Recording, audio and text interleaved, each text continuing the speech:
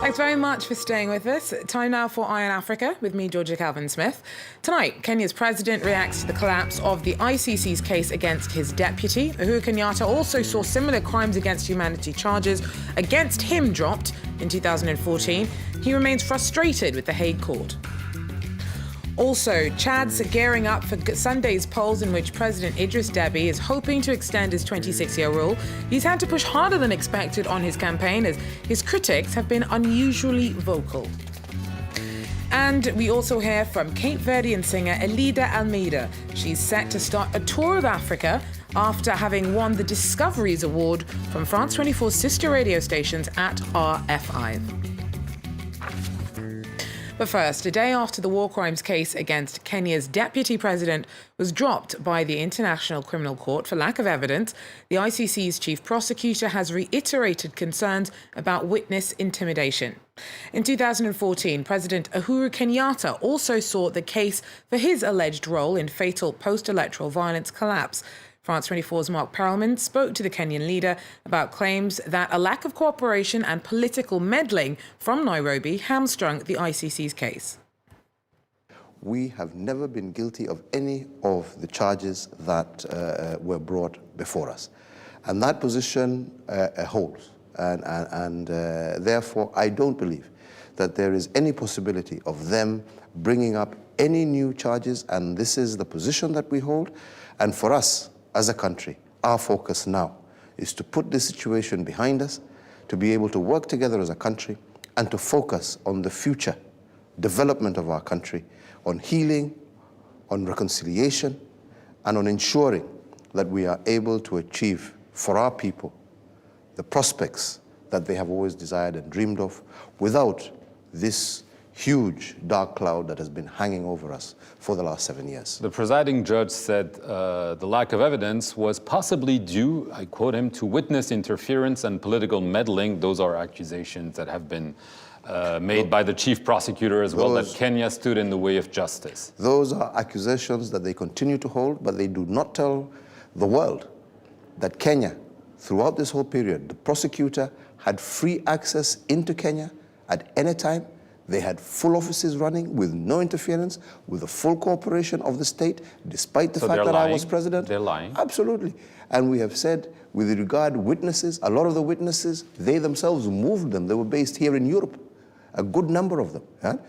And what they claim as interference is because people recanted their evidence. And that, again, is in line with what we had always stated, that these cases were politically instigated cases.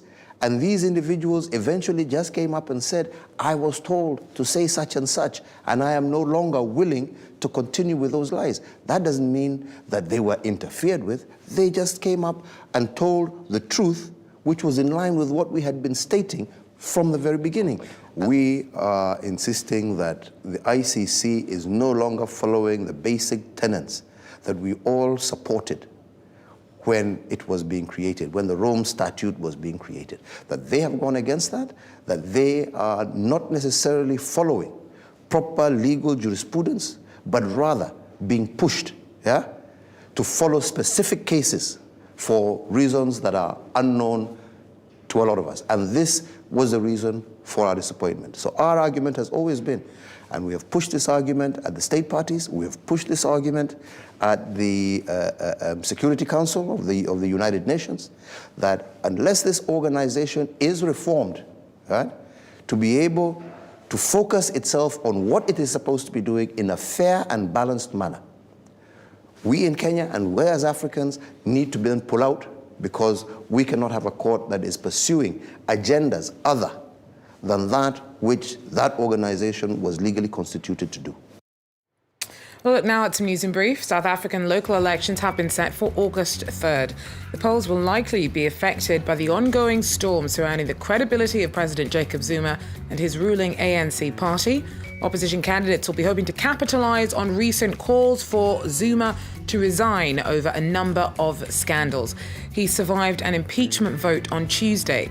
It was called after he was slammed by the Constitutional Court for failing to repay public cash spent on his private pad.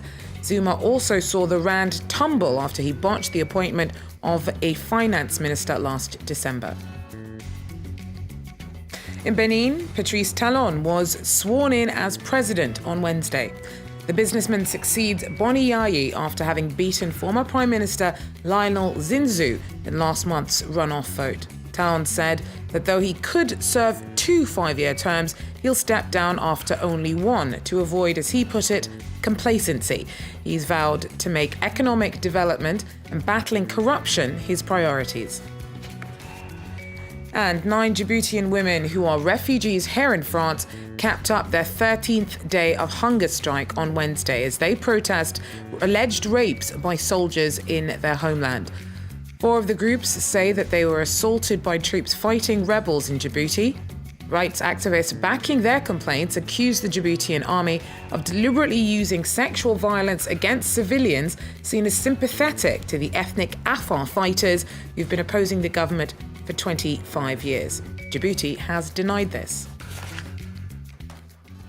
Well, Chad's gearing up for Sunday's polls, in which President Idriss Deby is hoping to extend his 26-year rule. Since last Thursday, 5 anti-Deby activists have been arrested as they tried to arrange rallies. Demonstrations have since been banned since February. Top civil society leaders have pulled out of state institutions, including the Electoral Commission, in protest. Anger at the government was also stoked after the sons of members of Deby's administration allegedly gang-raped a 16-year-old earlier this month. A video of the girl crying triggered nationwide protests. For more on the run-up to Sunday's polls, we've got Luke Brown. He's in Jamina for us. So, Luke, after 26 years on the job, Deby may well have been expecting a pretty quiet run-up to the election. How has the recent public expression of discontent with his administration affected the race?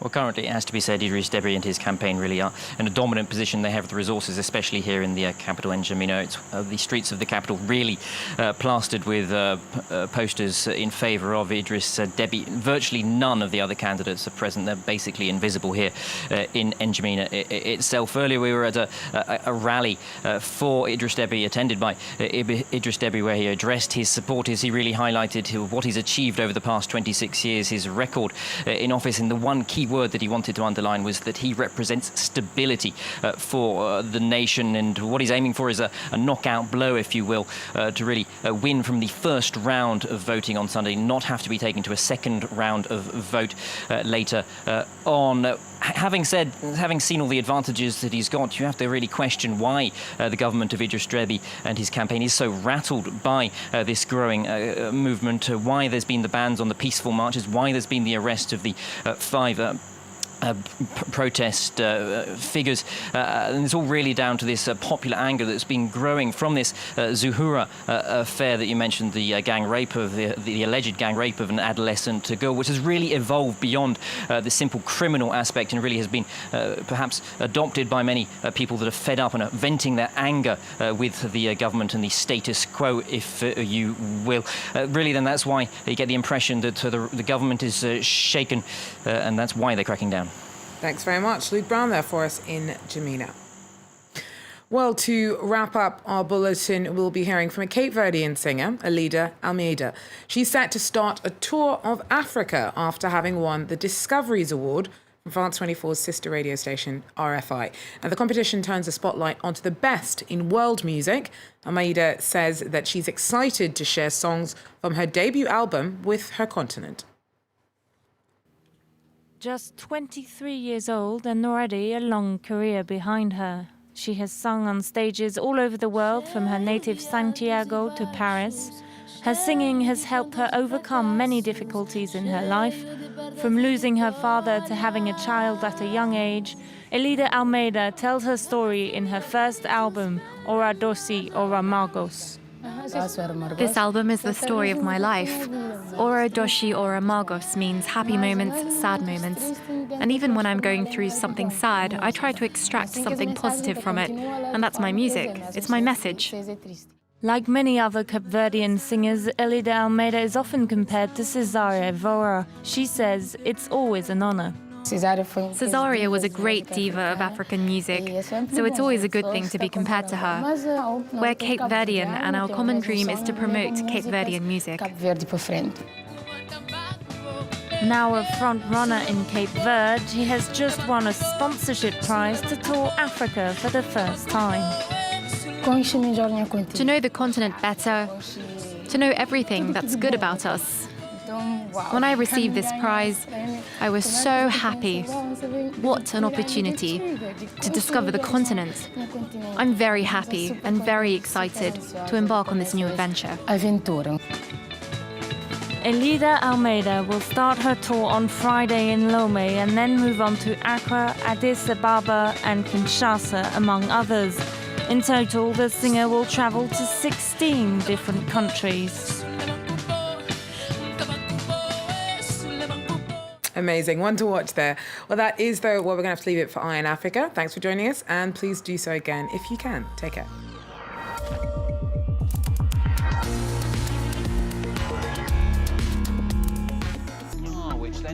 Revisited.